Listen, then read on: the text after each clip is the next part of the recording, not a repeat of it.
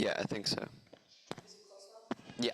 No, don't look up, right, because that's where it's going to be sitting. Okay. Can you get it? I think. Is it coming through? Let me hear back, yeah.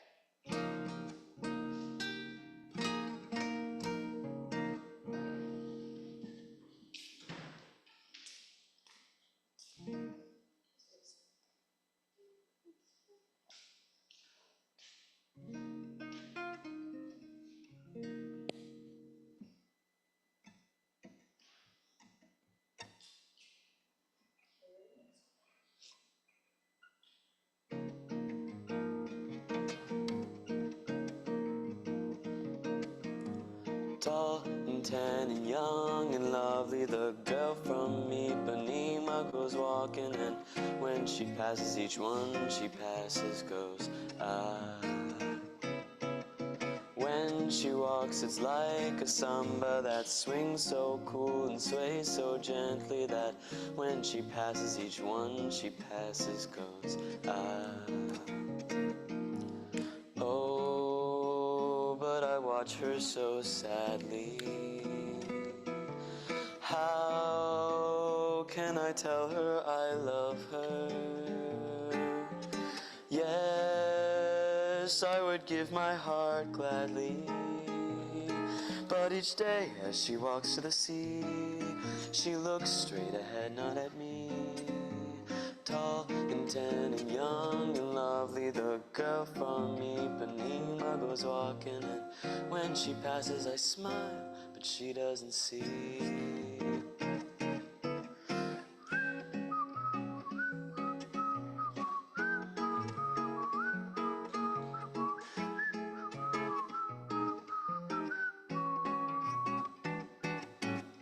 Oh, but I watch her so sadly. How can I tell her I love her? Yes, I would give my heart gladly. But each day as she walks to the sea, she looks straight ahead, not at me. Tall and tan and young and lovely, the girl from Ipanema goes walking, and when she passes I smile, but she doesn't see. No, she doesn't see.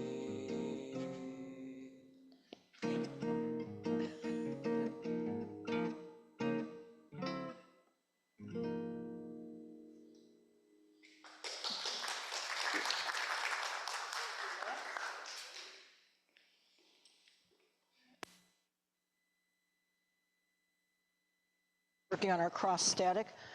Hello, good morning, and welcome to the First Unitarian Universalist Church of Niagara Falls. I'm Reverend Sue Frawley. No, I am not wearing a Halloween costume. I know you're all wondering, what is that thing? I had surgery last week, and I've got like 10 stitches that go from my nose down through my lips, and I have to keep it covered till the stitches are off, so that is that. Also, I'm wearing purple today, which is part of our theme. We're going to be talking about domestic violence, and purple is the color. You may have seen some of the bows that go up and down on 3rd Street and further down as well. Pinnacle Community Services has been doing a lot of that in our local community, bringing awareness about this topic and also making sure people know that it is a resource. So we'll talk about that a little bit later. So let us begin by doing our land and social justice acknowledgements. The land that this church sits upon is land that was stewarded by the Haudenosaunee people. This land is considered sacred and holy, and it is our obligation as the current proprietors to hold it as such and to always honor our Native American stewards. Being Unitarian Universalists, we have as part of our covenant, as part of our values, the aspect of social justice. It is our obligation, it is our quest to make sure that all who come to the table not only have a seat, but that they have a voice. And in these times now, it is more important than ever to make sure that those who are marginalized in community, we make sure that they are not left behind. And so I invite you to be present in this space. Take a moment to turn off your cell phones or pagers or whatever, and then just let yourself sit and be present in this sanctuary, taking in the light, the smells, the sounds, and the energy that is going to be part of our worship this morning.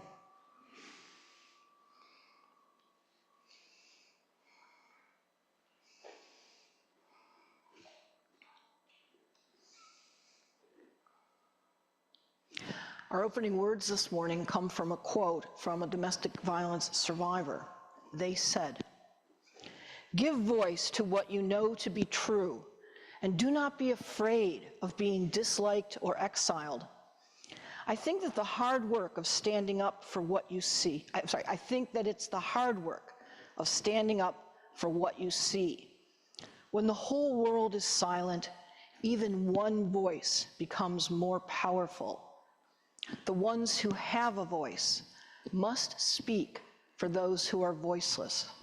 And this is a quote from a domestic violence survivor. And now we will do our chalice lighting.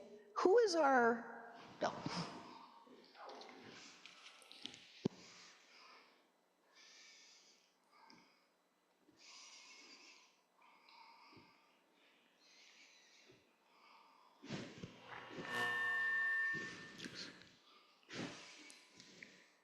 And if we could recite together our chalice lighting words inside our order of service.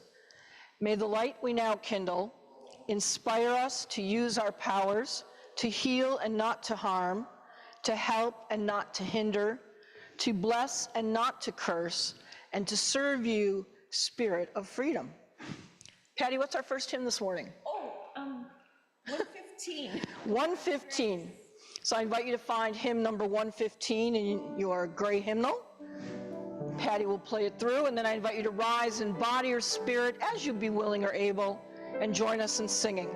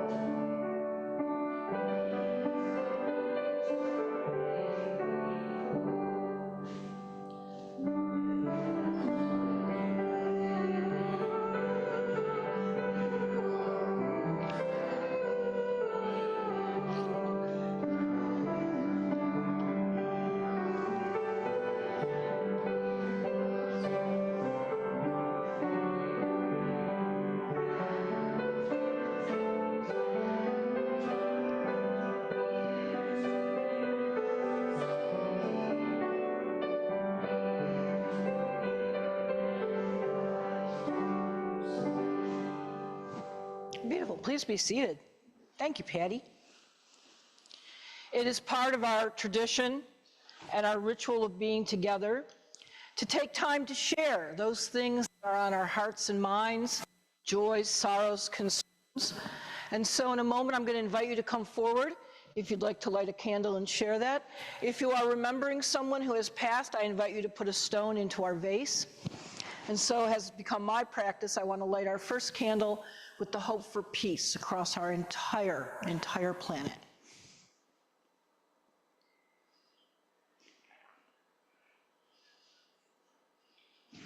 And I invite you to come forward.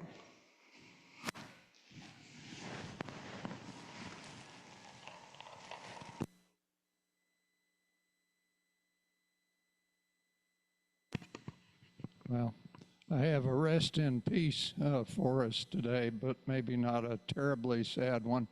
Went downstairs to bring in some salad that I brought and put it in the refrigerator, and as I opened the door to the refrigerator, a gush of hot air blew out in my face, and I believe the refrigerator has breathed its last. So anyway, it looks like we may have something to deal with, but I'll even light a candle in memory of our refrigerator.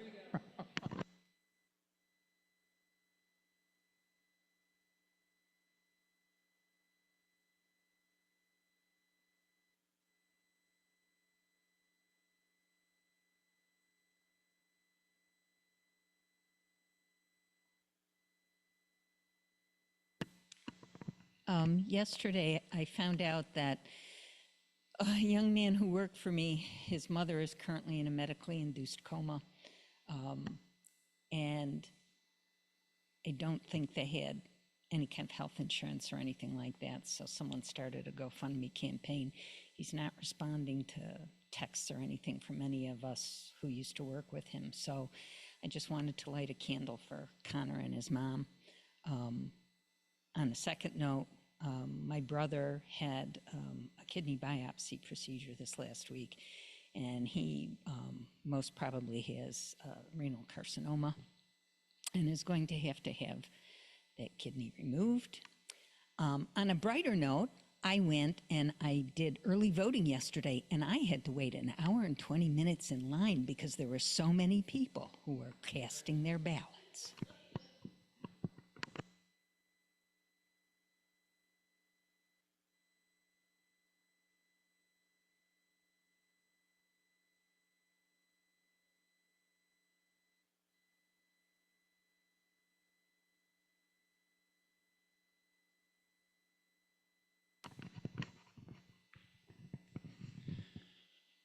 Good morning.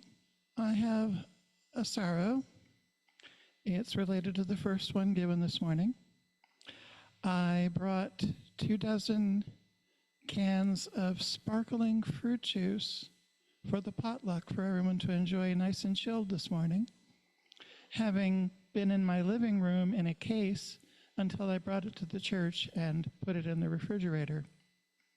Perhaps we'll leave it there until the refrigerator's replaced and use it for the next potluck. I'm not sure.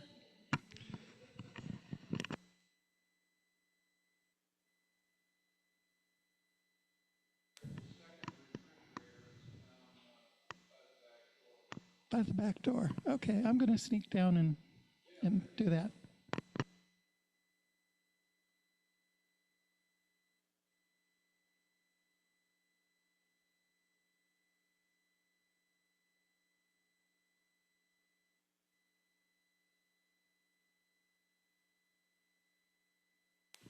Okay, so this is not a joy or a sorrow, but I just wanted to say I've been trying to downsize without much luck.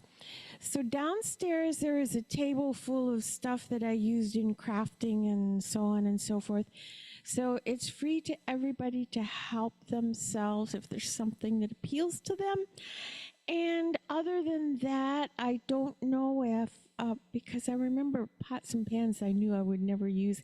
Maybe Paul's family in Pennsylvania would. And I also have a great big old turkey roaster that I know I will never use again because now I have my oyster roaster.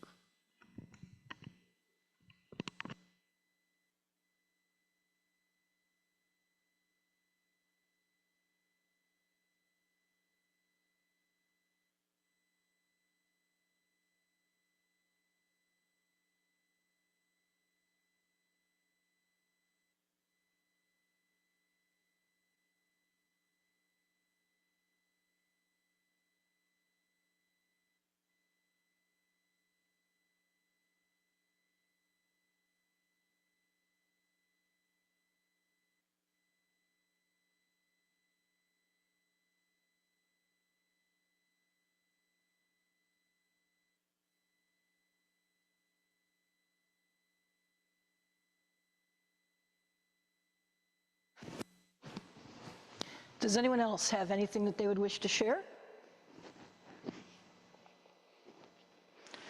For all the joys, for the sorrows, for the poor refrigerator. For those things that are on people's hearts and minds that were not expressed today, and yet they carry with them. For all of these, we give to our best intentions and our best energies, and we bless them, amen and a women. This month, the spiritual practice theme from the UUA is a time of deep listening. And that's appropriate. This next piece, which is abbreviated from a larger essay that was written by Melinda Robinson, is titled, How to Talk About Domestic Violence from the Pulpit. And so I'm going to read you Melinda's words. While I did not hear sermons about domestic violence during most of my years as a Catholic, I heard a lot of sermons about how husbands are supposed to love and respect their wives. St. Paul counsels on marriage came up periodically in the liturgical calendar, and they are a source of obvious dread for a lot of homilists. The line about wives being obedient to is cringeworthy to most pastors and almost all parishioners. So the general trend is to shift focus to what Paul says to men. Husbands ought to love their wives as their own bodies. He who loves his wife loves himself. And that's from Ephesians 5:28. I'm sure a lot of the priests who spoke about this verse thought that they were addressing domestic violence. They would say things like, obviously a man should never hit his wife, but it's more than that. And then they would talk about how important it is for a husband to put his wife first, to respect her, uphold her, and support her. Clearly, such attitudes are not compatible with physical or emotional abuse, right? The problem is that this kind of sermon is meant to address domestic abuse by appealing to the conscience of the abuser. And that might work for a man who takes his wife for granted, but not for an abusive man. Abusers almost invariably externalize guilt. An abusive man never hits his wife. She makes him hit her. He never lies to the authorities. The authorities force him to lie. His bad behaviors are always really somebody else's fault, and most often it is the fault of his victims. It's never the fault of the victim. Listen to the victim and do not prejudge or impose your own bias on what they say. The sermon that helped me find the courage to leave did not talk about my ex's responsibilities, talked about my rights, and more importantly about the right of my children to live in safety without fear of being subjected to abuse. It did not, however, scold me or instruct me to do anything. The priest did not say, if this is going on in your home, you have to get help. He said, if this is going on, you have the right to get help. Hearing that from the pulpit, that it was right and just for me to reach out, and the authorities were on my side, made a huge difference. If nothing else, speaking publicly about a victim's right to leave an abusive marriage will help to change the culture of your church. Even if a woman is in an abusive situation and is afraid to talk directly to her pastor, she will most likely have conversations with other parishioners. Speaking up about this will not only encourage victims of domestic violence to feel like they can approach the church for help, it will also help to foster a church community that is willing to step up and support women when they need to leave. And these are the words abbreviated from Melinda Robinson's essay called How to Talk About Domestic Violence from the Pulpit. And so now we're going to take up our offertory, which goes to serve the good works of this church.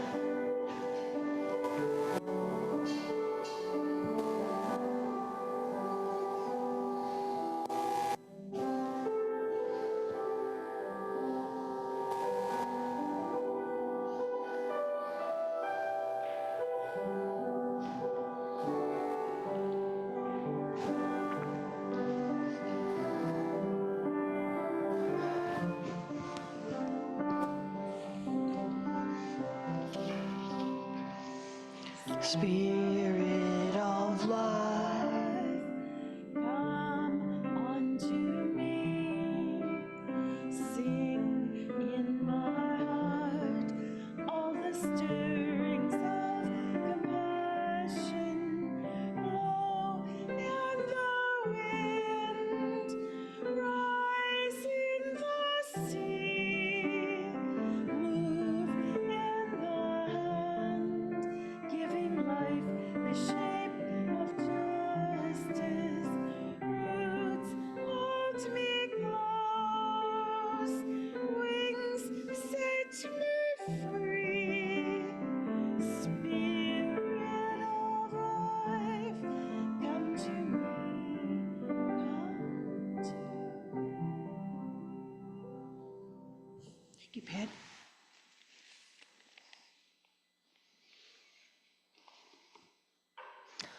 Over 1 in 3 women, 35.6% of our population, and 1 in 4 men, 28.5% of our population in the United States, have experienced physical violence and/or stalking and/or harm from an intimate partner or a family member during their lifetime. Domestic violence runs across all demographic lines.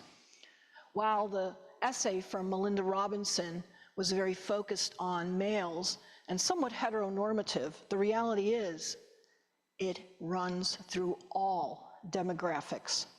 It's not a poor thing, it's not an education level thing, it's not a straight thing, and it's not a city thing. It happens all around us. Sometimes we are unaware because those who are affected are afraid to talk about it. So today I want to break the stigma of domestic violence and offer hope and resources and talk a little bit about why, as Unitarian Universalists, this is a cause that we want to put our support to. There was a study in New York State in 2021 of older adults. Those who are over 55 was their threshold mark. And it found that 80% of the respondents said that they would speak to a clergy person if they were experiencing violence in their life. But follow-up with clergy found that many were unaware of the signs and symptoms or how to intervene, especially with domestic violence. Worse, most of the clergy have never spoken about it from the pulpit. So October is Domestic Violence Awareness Month. I want to be one of those clergy who do talk about it and does offer resources. As a UU, it fits within our values of transformation, of justice and equity, and that central core with all of our values, love. So what is domestic violence, in case you don't know? Domestic violence is typically manifested as a pattern of abusive behavior towards an intimate partner or within a family relationship. It is where the abuser exerts power and control over the victim. Domestic abuse can be mental, physical, emotional, economic, sexual, and believe it or not, it can also have a faith component. A partner or caregiver who does not honor a person's faith rituals, beliefs, or expressions could be engaging in domestic violence. Preventing a person from going to church, from engaging in faith activities, which can include tithing or support, can be looked at, when seen as a pattern, as possible domestic violence. Verbally berating someone for their faith beliefs, when that happens by a partner or caregiver, can be domestic violence. Now, there are a number of reasons why victims avoid seeking help, some of which apply to secular authorities, as well as also church leaders, and some of which are particular sometimes, perhaps, to Christian pastors. Sorry, my lip gets stuck when I'm speaking, so please excuse me a little bit for that. First, the victim may fear that they will be castigated if they seek help. Abusive people often run down their partners. They do this repeatedly, telling them that they are at fault for the chaos and hostility in the home. Approaching a moral authority who might actually confirm those fears and say that, yes, they are the cause of those problems, can silence that seeking of help. It's 2 S's in a row with the lip. There it is. Nor is that fear entirely unwarranted. There is an aspect in Christian culture that is often awash with ideas and narratives that serves to enable domestic abusers. It is common for women who do approach faith leaders about domestic violence to be told that they need to forgive and to pray and to hold out hope for change, to give the abuser more chances, to work to better uphold and support them, and to be gentler and more humble and more submissive. Divorce is often portrayed as not an option. And depending on the book of authority that a particular house of faith uses, these ideas are not uncommon. And because of that, many individuals who are experiencing abuse don't go any further than that first inquiry when these types of responses happen. And abuse is not just found in straight relationships. It runs in all partnerships. I know. I was a victim of domestic violence. Now, no one wanted to believe me because I'm bigger and more masculine and I looked like an abuser might look in all the biases that people may hold. But the reality is that it can happen in any relationship. And when the abuser looks like a small, pretty, feminine person, people don't want to believe that because we have set ideas about what an abuser and what a victim may look like. But for me, I did seek help and I did leave, and I learned a lot about myself, how I got into that situation, how to heal from that situation, and I found a lot about how authority figures dismiss complaints that don't look like what they believe an abuser or a victim looks like. This is even harder for gay men, and that is why DV situations, domestic violence, in same-sex male situations, oftentimes can escalate to murder. It's not a big statistic, it's not one that people have followed up on, but even one death is too many. One death to any person who's experiencing domestic violence is too many. The same things happen for heterosexual couples, where one of the couple is viewed as an outstanding, big community contributor, financially well-to-do, liked and loved by everybody. Sometimes they might even be a church lay leader. No one wants to believe that that person could be an abuser, much less listen to the victim's tales. People just don't want to believe that someone could be an abuser, and they will often quiet the victim so as not to have to confront that disbelief. But hear me loudly and clearly. Victims need to be seen. They need to be believed, and they need to be supported. That is the only way that they get to move to being survivors. And this may be a surprise. Abusers need help and support to address their aggressions. This is a strange role that ministers or people who work in faith communities have. Our friends down at Pinnacle Community Services, which is a local domestic violence social service agency, they will focus on the victim and make sure that their rights and their health are taken care of. But clergy, we hold all of our congregants and all the parishioners together, kind of the and both. And it is a different kind of relationship or situation to be in, where one is not only dealing with a person who may be a victim, but also with someone who may be an abuser. Now, again, going back to some of those reasons and bases of authority from some other faith houses, some might say, oh, try to bring them together. That's not always the best. Sometimes you have to support one person in their journey, and that might be that they're leaving their abuser and at the same time helping and supporting that abuser so that they can come to terms and understandings about how their behaviors have affected others.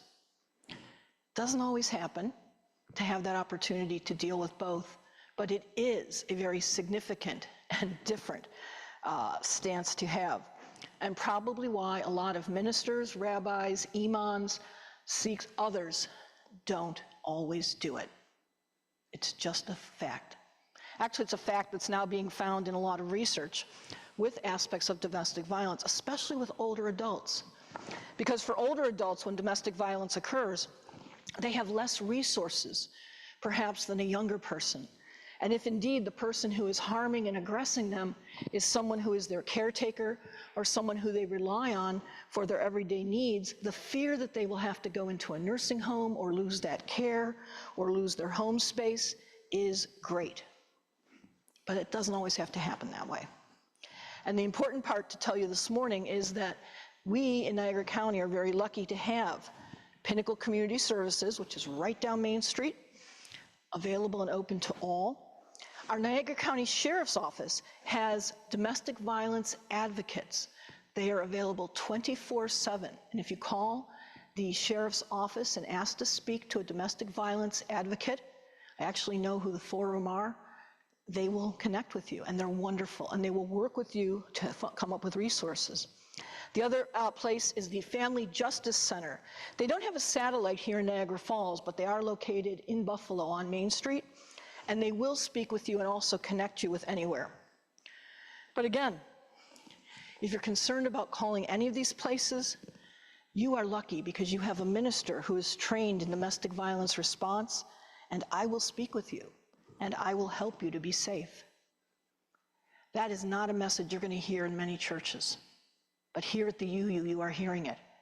And even if you are not directly connected or experiencing domestic violence, you live in communities. You have friends, you have family. They can come here and ask for help or connect with me. That is one of the things that we have as a covenanted, loving community here. So, I leave you with this. It is not a shame to have been hurt by someone. It is not your fault. You are not weak or unlovable. You are not, I didn't write this right. You are worthy, and you are not the reason that someone else has to feel they use violence upon you. You are loved with an inherent worth and dignity, and you can be safe again. That's the message we want for people in this month of domestic violence awareness. Thank you for listening to that. And so now we have Talkback. And Talkback is your opportunity to talk about our theme or anything else that came to your mind while we were sitting here today, to challenge or to add on to today's message. So, Talkback.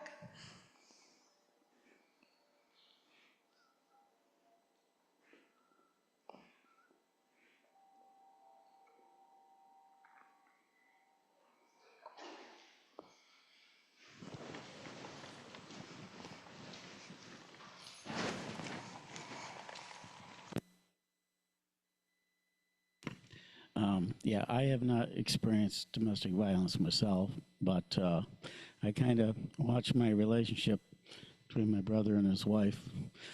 Now, when he first married her, to let you know, my brother is like the opposite of me, you know, because I probably seem nice to everybody here, which I am most time, you know, but my brother, when he was younger especially, he didn't get his way, he'd, you know, throw fits or threaten you or whatever. So when he met his wife, Jackie, I thought, oh Lord, I said to my brother, and my stepmother said the same thing to him. Now you be good to her. Well, little did we know that when he married Jackie, she ended up being the abuser. Mostly, you know, on the verbal level, things like that. She'd like call him names and stuff like that. First time I heard her do that, to me, I went off on her because she called him an effing retard and just all kinds of horrible stuff. And that's kind of the way their relationship was. But anyways, she tried it with me. It didn't work because I let her know I'm not married to you. But anyways, I think she made peace with herself she died back in 2019. She was actually here at the church a couple or three times. I brought her and my brother. They used to sit back here, and she really loved this church. She was, so things kind of turned around for her. She became a gentler person. One time, I don't know exactly why, but I think partly her coming to this church, I think, helped a little bit. That's all I can think of to say about that.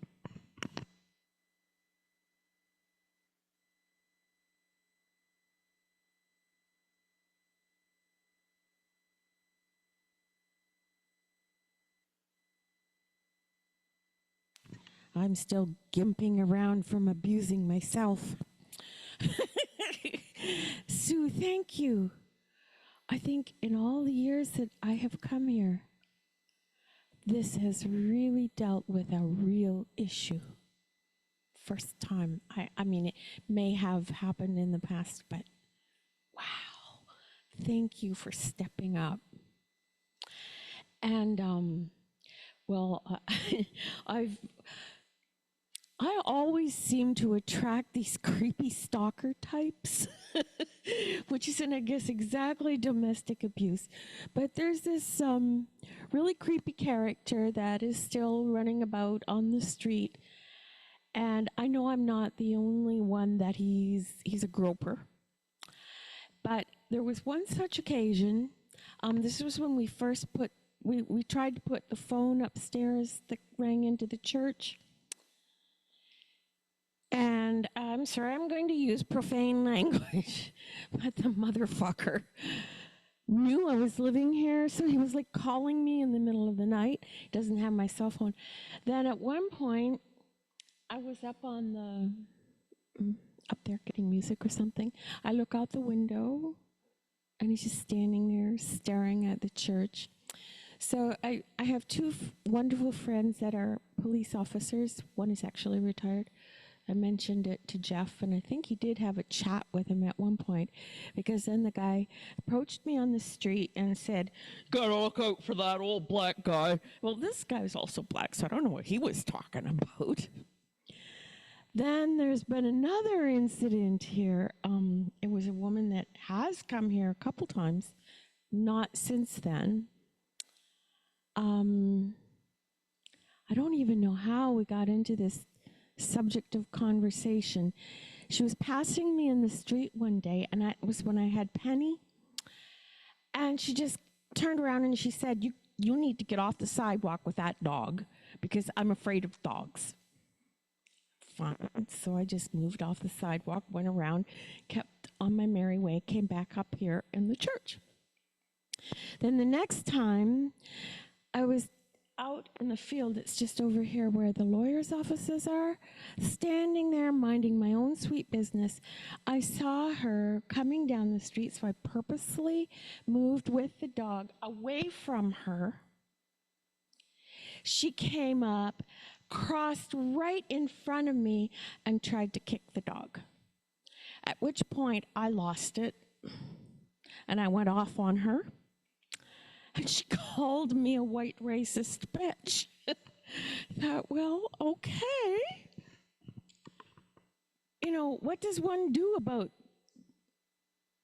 And I have come to find out that she's also a crackhead, tweaker. Anyway, that's all of my beefs for today. I do keep my eye out, though, and make sure that they don't get into the church while we're here.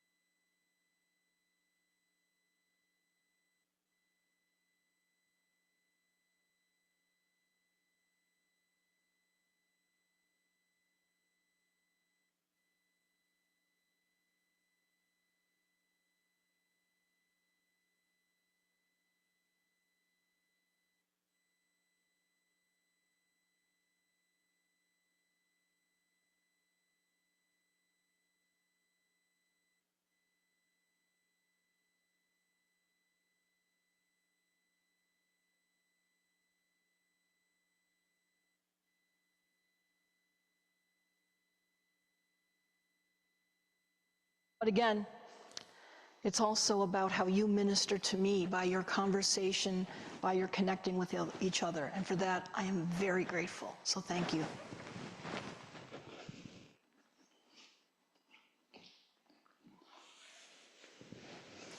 Our closing hymn is which? My life flows on in endless song. Oh, what a good one. So once you find it, I invite you to rise in body or spirit and join us in song.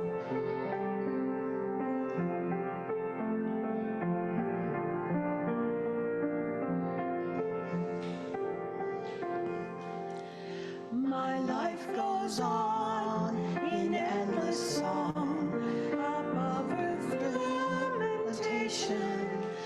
I hear the real, though far off hymn that hails a new creation. Through all the tumult and the strife, I hear the music ringing. It sounds an echo in my soul. How can I keep from singing?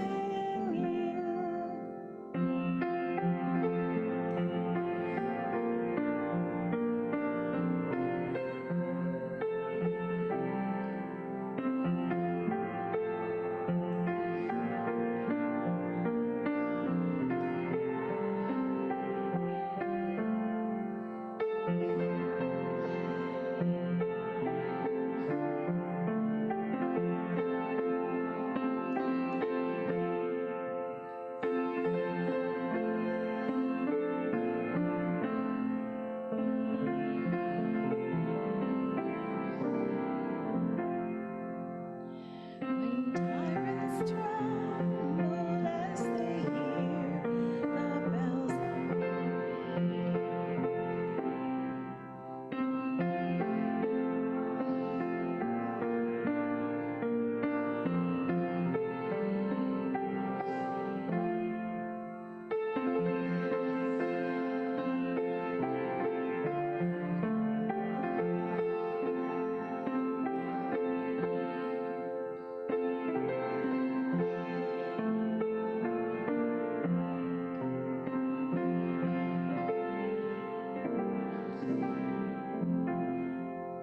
please be seated.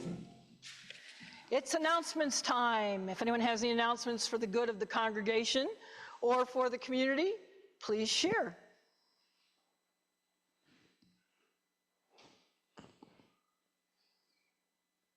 Okay, or maybe there's not. Go ahead, Marge.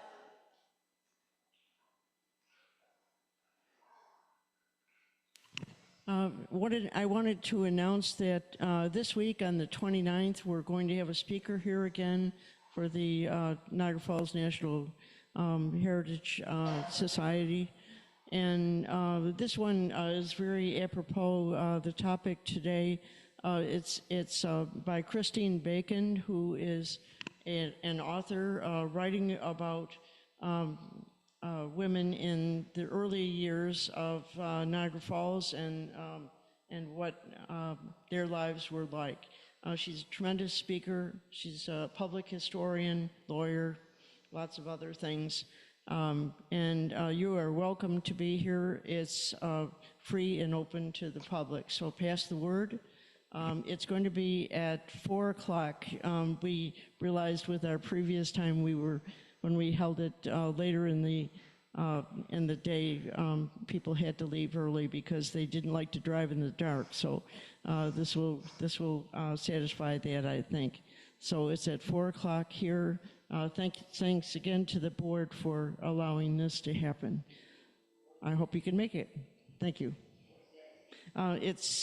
Is that Tuesday the 29th or Wednesday? You guys help. It's the 29th. October 29th? Tuesday. Okay, Tuesday. Thank you, Marge.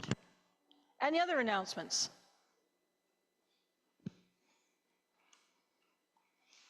Our benediction words today come from the National Domestic Violence Center, and they state, "No one should live in fear. It is not acceptable, not inevitable, and together we can make it stop." If you would join me in reciting our chalice extinguishing words. We extinguish this chalice, but not the light of truth, the warmth of community, or the fire of commitment.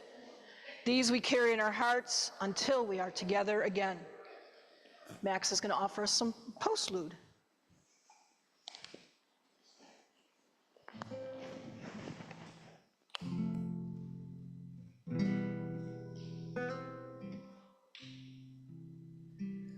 I must blow out the candle, the one light that I have. I'll never learn to handle the things that make me sad.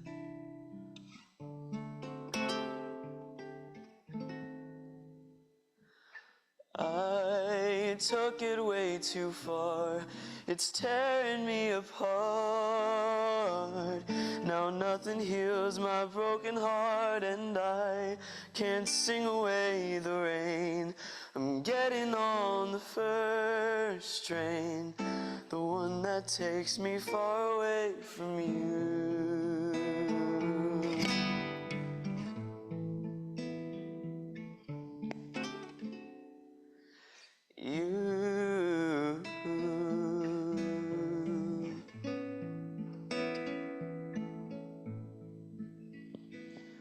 I sometimes wonder what's above. I shouldn't, but I do. I left a cradle made of love and dove right into you.